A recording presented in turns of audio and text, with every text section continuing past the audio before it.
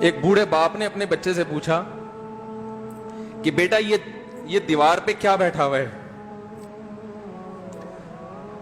تو بیٹے نے کہا کوا۔ کیا کہا؟ کوا۔ بوڑھے نے پھر پوچھا، آج کی جو ینگ جنریشن ہے نا، وہ اپنے باپ کی زیادہ سوالات برداشت، بولو نا، وہ خدا کی قسم سارا دن موٹیویشنل اسپیکر کو سنتی رہے گی نا، پھر بھی اپنے باپ کی بات اس کو برداشت نہیں ہوگی۔ دم ہی نہیں ہے اس میں، معاشرے کی اصلاح ہے ہی نہیں۔ تو اس بوڑھے نے کہا کہ بیٹا یہ کیا ہے؟ یہ کیا ہے؟ تو بیٹے نے کیا جواب دیا؟ کوا۔ دوبارہ اس نے پوچھا بیٹا یہ کیا ہے؟ بیٹے نے کیا کہا؟ کوا۔ تیسری دفعہ پوچھا تو کوئی بہت ہی شریف خاندان کا بیٹا تھا، تو تیسری دفعہ میں سوال برداشت کر گیا، ورنہ آج نوجوان کے پاس بوڑھے باپ اور بوڑھی ماں کو برداشت کرنے کا حوصلہ نہیں ہے۔ 2-3 سوالات پر ہی آگ بگولا ہو جاتے ہیں۔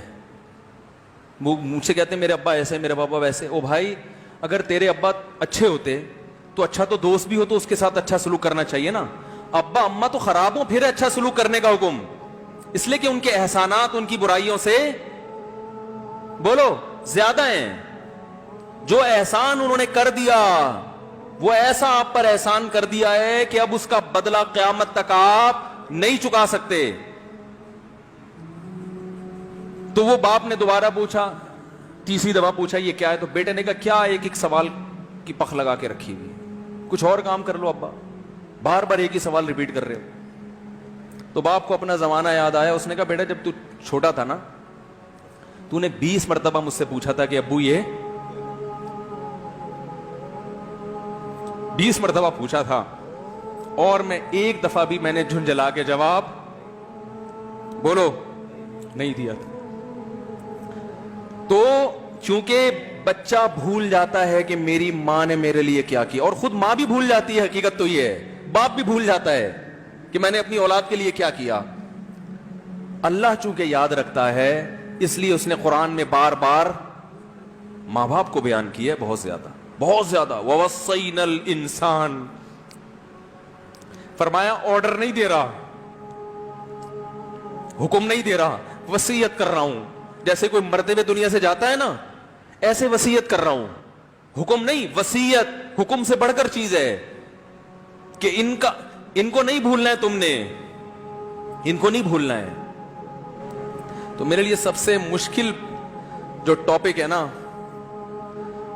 وہ والدین کے حقوق پہ بات ہے، کیونکہ جذبات بولنے نہیں دیتے، ساتھ دماغ کو اپنا ہٹاتا ہوں میں۔ جو آج کل والدین کے ساتھ ہو رہا ہے، اپنی بیوی کو دیکھا کرو یار، کیسے پالتی ہے، کیسے پالتی ہے بچوں کو آپ کے، دیکھا کرو کیسے صبح صبح ان کے کپڑے استری کر رہی ہوگی، کیسے محبت سے ناشتہ بنا رہی ہوگی، کیسے محبت سے وین میں بٹھا رہی ہوگی۔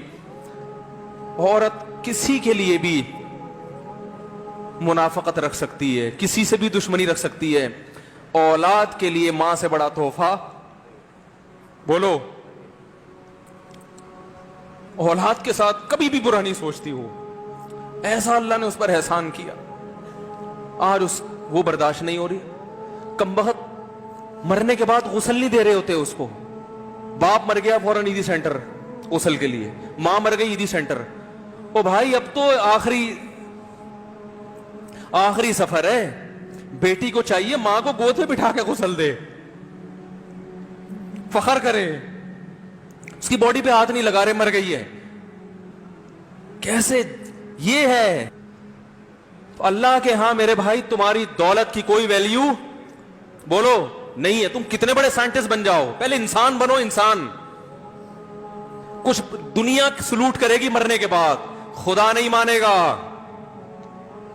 بہت سے لوگوں کی قبروں پہ 21 توپوں کی سلامی ہوتی ہے، بڑے بڑے پروٹوکول دیے جاتے ہیں، آخرت میں پتا چلے گا کہ کتنی توپوں کی سلامی کا مستحق تھا، کتنی توپوں کی سلامی کا حقدار تھے، آخرت میں پتا چلے گا۔